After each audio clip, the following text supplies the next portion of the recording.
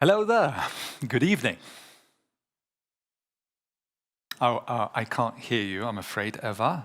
That might be some... Hello, Yeah, now hello. it's Is much there better. everything? Oh, okay. Hi, how are you? Let me let me just repeat that I'm super happy to be here. And we are super happy I to was have you.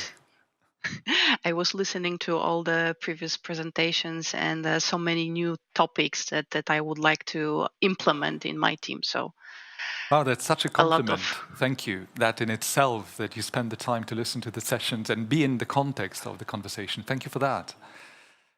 May I start with my favorite tongue twister today, productization director. What does a productization director do? Okay, productization director. Yes, it is a Nokia specific term. Productization director basically manages a team of testers. Mhm. We are doing testing. In my case, we are testing 4G and 5G base stations at Nokia. Thank you very much, Eva. And now to the main topic of our conference, of our conversation today. I mentioned the concept of collective intelligence. And by that, we understand the evolution of a company's culture. Every company likes to believe it has a culture of its own. Sometimes those cultures will misfire and will need some serious remodeling, and sometimes they simply work based on decades of experience. Now, what's the connection there between collective intelligence and the company being inclusive or not? Okay. This is a very good question. In my opinion, inclusivity or ensuring that everyone in the team is heard is one of the key factors impacting collective intelligence of a team. To have us all on the same page, I'm defining a collective intelligence here as a group's ability to solve cognitive tasks, difficult puzzles, difficult tasks. Why do I think so? Because making sure that everyone in the team is heard allows a leader company to fully utilize team's potential. And if everyone contributes, the team is able to solve problems faster, provide unique solutions, think outside of the box. And one interesting topic, we were talking here about microaggressions before. So I would like to highlight here that denying a team member possibility to contribute or exclude him or her from a discussion can also be perceived as a microaggression, that we are on purpose excluding someone from the conversation, from project, from contribution. Oh, that's what it is. Um, yeah, that's what it is. But sometimes people forget about it, right? If a person doesn't speak up during the conversation, we tend to exclude it. We tend to not ask this person any questions, Mhm. and this also can be seen as a microaggression.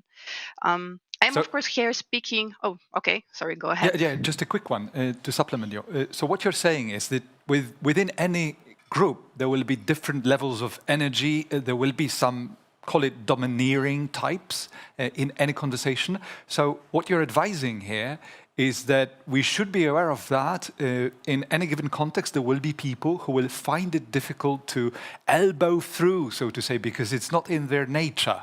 And therefore, an inclusive organization should take it into account and create the right conditions for this person to be not only able, but also feel safe speaking daily. Yes, yes, exactly. This is a very, very important aspect. We have different people in the team. I personally have a very diverse team. Teams of manager that are working with me. I have, for example, people that are quite introvert. They don't like to speak up. Sometimes they're afraid if they have anything smart to say, and that's why they keep it to themselves. I have people that are very open. They will tell you everything in a full room, and they are not afraid to speak up. And one of the things that is really important in the life of a manager is to balance. Not We should not allow anyone to hijack the whole meeting, to hijack the whole Mhm. conversation. We should make sure that there is an equal number of speaking turns for everyone. You have just reminded me of the times when I was absolutely terrified to speak to anyone in a public context in front of the audience, and I can definitely relate to the experience. But we are now talking about what not to do, what to be careful about. But how do we actually go about specific techniques to bring about positive change? So I have two key things that I always use, and they work for me very well. One of those is making sure that we have a psychologically safe environment. Psychological safety was also mentioned a couple of times before. How do you So do that? creating an environment. How do I do that? That's a difficult one. But from me, the most important thing is uh, make sure that you don't overreact when someone is criticizing you. Make sure that if someone is challenging you, you don't act angry or unhappy. Make sure that if someone is putting an idea on a table, and even if you don't like this idea because it's contradicting to your own, make sure that this idea is discussed. Mhm. If people feel safe, if they know that they can speak up, they can talk to you about everything, they will feel psychologically safe. So this is the first thing. The second thing that helps me to make sure that everyone in the team is heard is social sensitivity. Social sensitivity is the ability to understand how people in the room feel. Statistically, social sensitivity is higher among women, but good thing is that you can train your social sensitivity. You can improve it. So if you know how people in the room feel by looking at their body language, listening to the tone of their voice, um, if you know that, you can react. You can say, okay, someone here wants to say something, give him room, right? Or give her room. uh, so you need to very carefully listen to the room.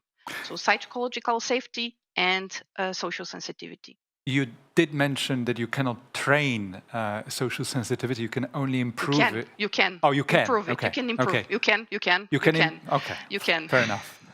I was wondering about the hard science behind it, because then the hope for mankind would be all lost. No, you can. Maybe I was not Hmm. clear enough. You can train it. Hmm. Uh, let's say I'm thinking that this is because of the bringing up.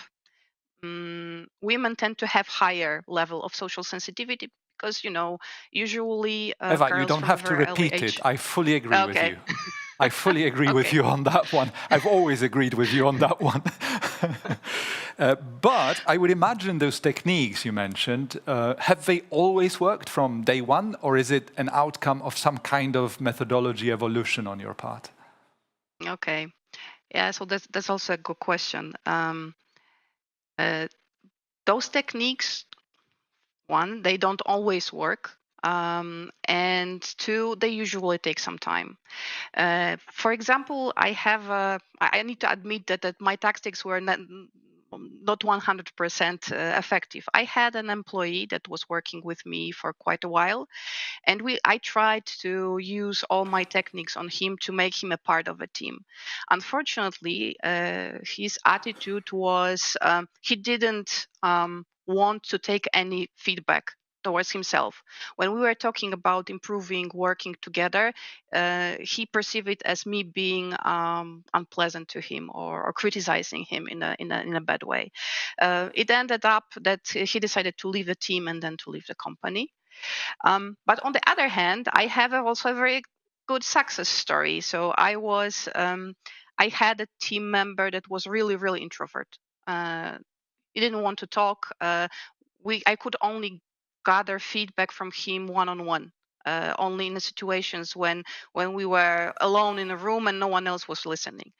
But after a couple of months of meetings and making sure that I always ask him about what he or she, what he thinks, if he would like to contribute, and showing him that all other members can talk freely, and sometimes they are throwing, let's say, silly ideas on the table, and it's also okay.